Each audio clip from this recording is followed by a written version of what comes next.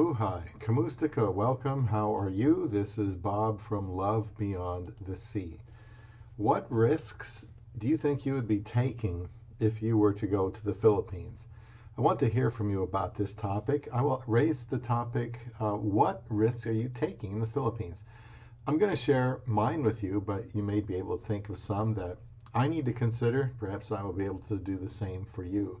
One day we hope to take our love beyond the sea, back where it all started, the Philippines. Please subscribe, comment, share, get notifications. I will go into some detail about the type of plan that we could use for health insurance when we retire in the Philippines.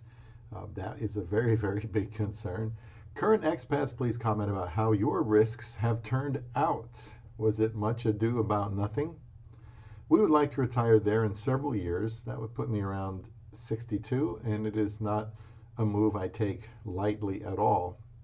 I would like to make a clean break when this happens. While it would be nice to keep a small place here that we would keep some belongings and perhaps a car, we might be able to do that, but we would have to return, I think, at least annually for a reasonable while for it to be worth it financially. And then there's that issue of being able to afford it. So what kind of things are risky? Relationships, I suppose, would come to a lot of people's minds first.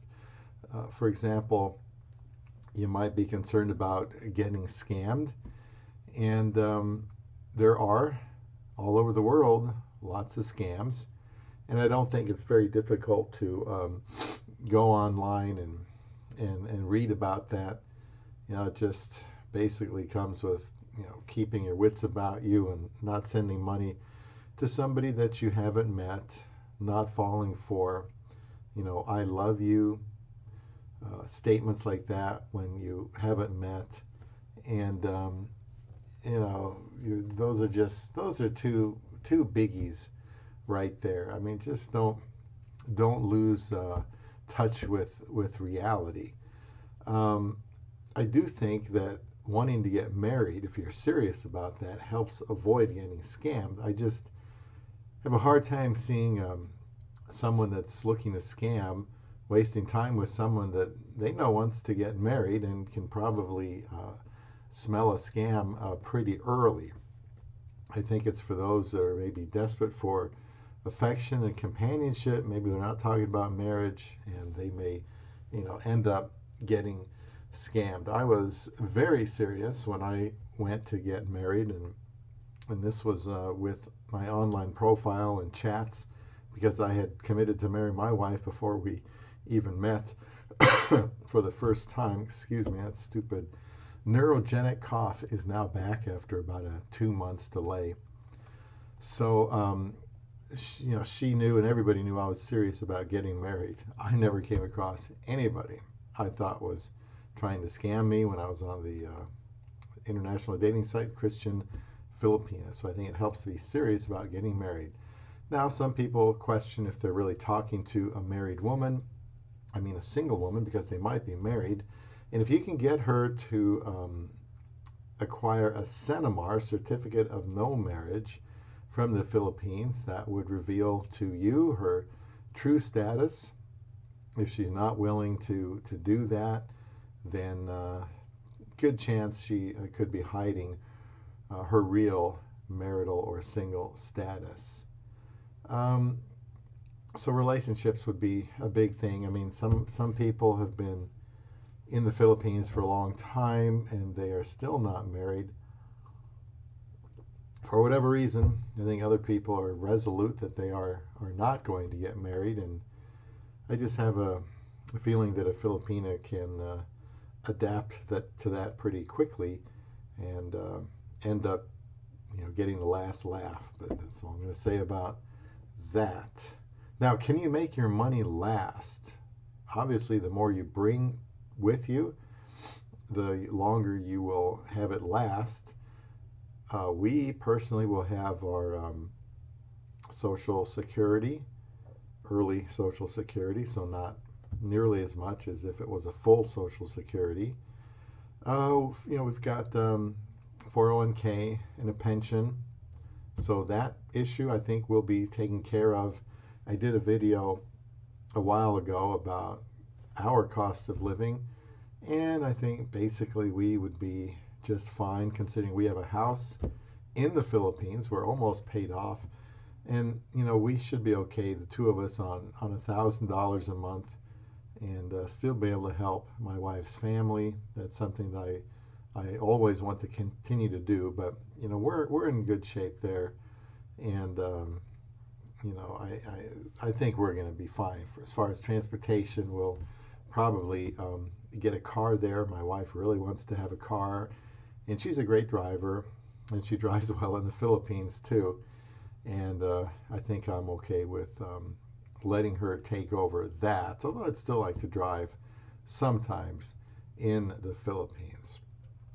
Now, what about negative testimony from others? Maybe you've heard some horror stories from other people going to the Philippines, and you get talked out of it. You think it's just too big of a risk, too many unknowns. I don't want to go there and get taken advantage of. But you do have some control over that with the questions you ask, and I don't know why people allow themselves to get taken advantage of so much. It's a wonderful experience, of course, to be talking to a Filipina, and especially if you've been inactive for a while, it really boosts your ego, and you want to be somebody to help someone else, and it makes you feel really good. So I would suggest, if you're online or you're chatting with someone webcam, have somebody else that you trust to be able to be more objective than you probably will be, and they might be able to spot some blind spots that you might have. But as far as people being negative, there's many people that are positive too. So if you want to look at YouTube videos, I would hope you would watch mine, watch others, and make your best conclusion. But being in the Philippines is something you need to do, so you really aren't relying on other people's boots on the ground. You can go there yourself and learn what you need to learn. If you're afraid of being overcharged, well, you're going to be overcharged along the way if you're there by yourself. I think having a Filipino with you is about the only way to keep that from happening, especially if you've never been there the first time and you're going on a taxi, and they will definitely try to overcharge you. And like I said, as far as safety and not getting overcharged, best thing, just have a Filipina at your side. Now, if I was going there by myself for any period of time, I would be scared to death of getting lost. I mean, I just wouldn't know my way around. A lot of times there's no street signs. It gets dark really early. You as a foreigner, you could be the target of theft, and so that's part of it. If you're looking like a foreigner, dressed like a tourist, acting like a tourist, you have a little bit of a target on your back. But if you have a Filipino with you, they will be able to survey the situation and tell you what you need to know. I know one time we were on the scooter, my wife and I, one of her brothers, and then we were going to the mall, and they turned around and said, we got to go a different way. So I asked, why are we going a different way? There's some police over there, and they just had a bad feeling about that, because there I was, a foreigner, and maybe in Davao City where we were, there aren't a lot of them. And I don't know, but when we went to the mall finally, I guess I was being spied on by some people and giving me the up and down, and so we even told security about that. So kind of alarming right away to hear something like that. Now, how will you earn money? That could be a risk, I guess, if you need the money. You're not sure how you're going to get it. Again, we're using Social Security, pension, 401k, but you'll definitely need to be able to earn money. And the question everybody asks is, how much do you need to live there? Of course, like anything else, depends on what standard of living you want to have, what accommodations you want to have, how inexpensively you want to live, where you're going to live. You know, 2,000 a month should be able to take care of all your needs and all your wants. And you know, even if you need to use some of that for a place to rent, you would still be really good with 1,500 to 2,000 a month. The weather could be a problem. There are times it's going to be hot unless you're up in the higher elevations when it could be absolutely gorgeous, you know, 70 degrees, beautiful fall-like weather or spring-like weather here in America. But if you're in the other areas that are more hot, then, well, you'll just have to see for yourself what that heat is like. But I've discovered being there 4 times that March, April, May are the worst. The other times we were there, July, another time August, and then December, January, I didn't think the weather was that bad. In fact, the last time we were there and we left in the middle of January, I started feeling it get a little bit warmer even when we were up high. So maybe that was kind of the start of the hot weather. But you know, it's a rainy season, dry season, so find out what you can about the weather in case that's something that bothers you. So many people, the vast majority of guys going to the Philippines don't last. So I don't know if it's because they didn't know what they were getting into, but try to find out as much you can about what you're getting into. Now, how will marriage be with your wife now that she's back home? Excuse me. As in, will she be different in some way than she was when she was with you? Now that she's with her family, familiar surroundings, do you feel safer? Do you feel less safe? Do you think she will ignore you in favor of her family? Are there risks if her family is nearby? Will they stop over more than you would like? You know, there is the thought that, well, you should live a couple of islands away from your Filipinas family. And I've done a video on that where I don't agree with that. She loves her family a lot. I think the best thing you can do for her and for you is to stay near her family. I just think that's what she would prefer to do. Now, the risk of health care, I want to talk more in depth about this because over the last several months I've been, along with my financial advisor, trying to get information. And so I think we have some details, some good details, and I just need a few more I'll let you know about. And this is health care. Not having insurance, for example. That's been the thing that I thought, well, that's my main concern. If I was going to have something keep me up at night about going to the Philippines with my wife to live, it would be the health. I've got my own known issues that I bring to the table. I'll be 62. You know, is the health care good? I suppose that depends on where you are too. But again, you need to have money for something. And I think essentially I'm talking about something very serious. It could be a heart attack, stroke, you know, something very serious. You know, and again with insurance, you need to weigh out whether you're going to need it or not. But I really would like to have it. So my wife and I, may be able to use an international plan for health care for the two of us. And even if we had a child or twins, that's under the family plan. And we also could include dental. And I'll tell you how we could do that for about $500 a month. $500 a month, and it would apply anywhere in the world. Now, there is a big caveat there.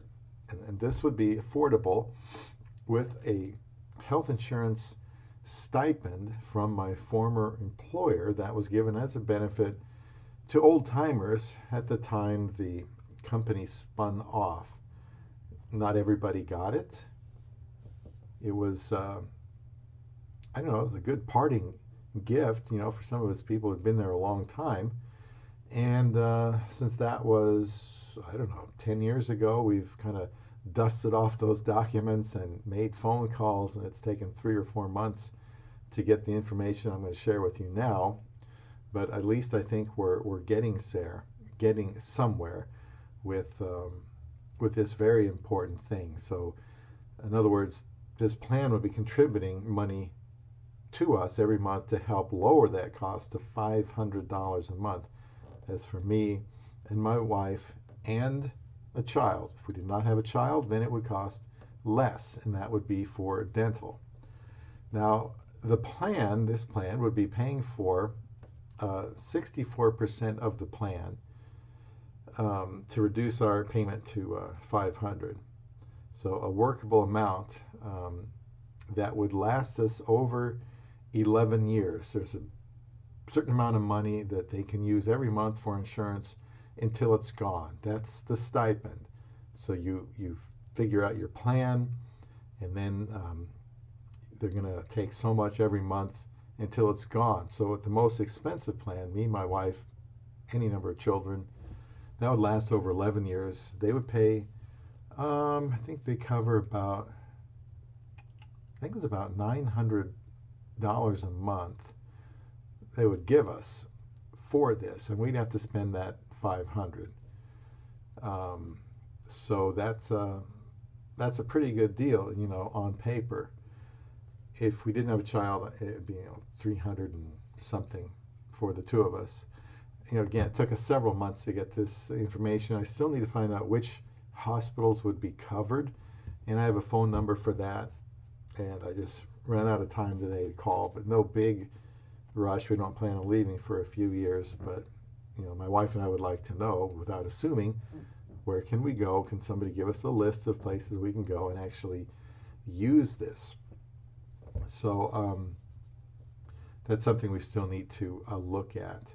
Now, it's possible, since it covers the United States, it covers anywhere. It's possible I could delay Medicare with this plan and still go anywhere. Now, in the United States, it would be $2,500 deductible. That means that $500 a month for 12 months plus $2,500 deductible, but then coverage would be 100% in the United States, in network or out of network. $500 a month, $2,500 deductible, and 100%. If you look at their sheet, in network, out of network, comparing that to being in the Philippines or anywhere else in the world, it looks like that would be 80%. I wish it was 100, but it would be 80. Lifetime benefit, $4 million, and that would be pretty difficult to ever reach. What I also don't know, if there is an annual out-of-pocket maximum, which would be nice to know so that you would know there's a certain cutoff. And this plan, by the way, is called I'll put a link in there, description box for you, Mobile Healthcare Plan from Aetna International. Mobile Healthcare Plan from Aetna International. And we'll have to see about some of these other questions. So even with the stipend kicking in as much as $911 a month, still $500 a month, $2,500 deductible, $8,500 before 80% coverage for all of us overseas, 100% United States. Now, to me, that's generous help from the company, but it's still kind of a lot of money.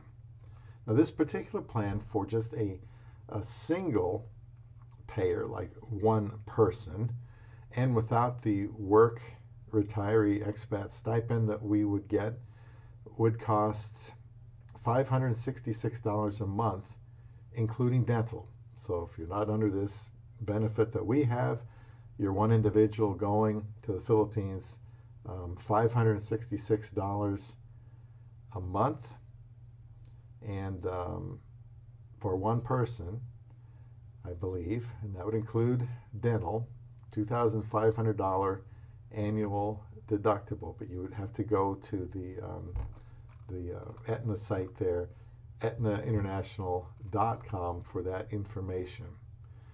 So kind of your head gets filled with all these numbers, and kind of get crazy. But for two of us, with insurance kicking in $742 a month, it costs $392 a month with dental. That would last 13.8 years. Before it runs out, we have to pay the whole price, which for us, I think it'd be about $1,100 today for two of us without the plan, and just under $1,400 for the two of us and the child without that stipend. So at this point, well, this gives you some good idea of the cost of expat insurance, and this is through Aetna. This is my number one concern, really. At this point, we believe that pre-existing conditions would be covered, not ignored, as long as they were disclosed at the time of getting the policy. You don't want to say, oh, I got this, bad shoulder. I think maybe I need surgery, and then you fail to disclose that you've had issues. You've been treated for it. Maybe you even had surgery, or you got hurt at some point in time. So you need full disclosure. And I'm also not sure if the medical, as far as the prescriptions, the drugs, are part of this plan. Now, it may come down to it where when the time comes, we look at everything and assess how likely something is to happen, how much money is being invested, how much is growing, and maybe we just, don't get it at all. And maybe we save a certain amount of money, and just use it for that when it's needed, so that if it's not needed, we're not, taking cookies out of the cookie jar and allowing it to grow. So this is just a big decision. I know there's a lot of foreigners in the Philippines.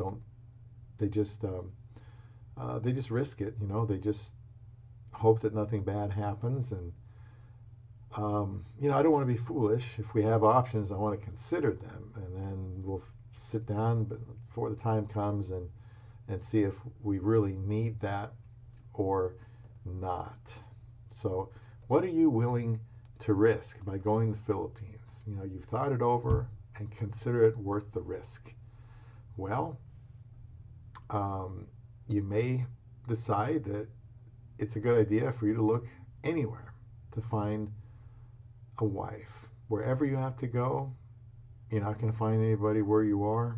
And, maybe you get taken advantage of a little bit. Maybe you don't. Maybe you get your heart broken thinking, this is your last opportunity and you can't find anybody. And I think you can. But, that may be your last chance to find a wife. Maybe flying. Maybe you don't like the idea of flying at all. Maybe you don't like the idea of taking a day and a half to get someplace. Go through the airports and all that stuff. Maybe you're physically not able to do that. Maybe going there physically would be really difficult for you. So you want to ask yourself, is risk keeping you from a Filipina? I know personally I did not want to risk being alone. I'd been alone for a long, long time, and I wanted to put an end to that. You might be thinking to yourself, well, it's a third world country. I don't want to go to a third world country. My wife doesn't like that term. I'm just using that term because a lot of people are familiar with it. You might think, well, maybe I'll have to end up living there someday, and I don't want to do that. I might marry someone that says, great, we'll live in America, but then say, I really, really want to live in the Philippines, and I'd like us to live there when you retire. So what about feeling too alone, being away from family and friends that you've known for so long? That could be a problem. Just leaving your familiar surroundings could cause you some anxiety. Do you know someone personally who has suffered loss regarding the Philippines? Personally, I do not. And why do some people risk more than others? I think some people don't consider possible outcomes, and that they should get as much information as you can. Maybe they just don't feel there is a risk for whatever reason. Maybe they feel like they're ready and willing to risk anything. What about the government? We've heard about government corruption here in America. There is government corruption in the Philippines. There probably is government corruption anywhere. Do you consider it too risky to not be able to own land in the Philippines? We have a house there. We've got some property there. So since I trust my wife, no, I don't consider it too risky. A lot of people have homes there and property there. I mean, I can't imagine marrying somebody and holding back, marrying somebody and you don't trust them. That's just unimaginable to me. I am concerned that, you know, we go to the Philippines and something happens to Isa. She passes away before I do. And, you know, we left everything. And that kind of worries me too. Now, I'm 27 years older. She's healthier and younger. And I think that's not likely to happen. But if it did, well, I don't really want to think about that. But I don't know. That is something that, you know, I've told her. You know, that concerns me. She says the family will take good care of me, and that may be true. You know, may be. So, again, do you think there's some risk with her family being around? Do you think that means that they'll be bombarding you with requests for money? Do you think your wife will find it hard to resist her family? Is it more dangerous for an expat being there? If you're by yourself without a Filipino, I think everything is more dangerous. You could get robbed, you could get mugged. Like I said earlier, having a Filipina and or her family around is a big, big deal. Election stuff coming in here. Now, as far as other medical issues, you know, major surgery, I mentioned that, you know, mosquitoes, you can get, you know, some kind of fever, rabies. There's always plenty of dogs around. What about the food? Is that possibly a concern to you if you ate food that wasn't too good? I know my wife prefers to buy like food at the grocery stores, at least any meat, rather than those outdoor markets. I've got a video of an outdoor market in Davao City, very impressive place, but we would not be buying our meat there, you know, our fish. Would you be worried about maybe being bored out of your mind if you went to the Philippines for good? Personally, I think with YouTube, I would want to stay interested with, you know, that, stay involved with that. Want to get involved with a church out there. Could do some traveling over there. My wife's family, we certainly want to spend a lot of time with them, see the kids, you know, grow up. Got to make sure I follow my Cornhuskers back there on the internet to make sure that something I've been doing since the early 70s, maybe even late 60s, is something I can continue to do.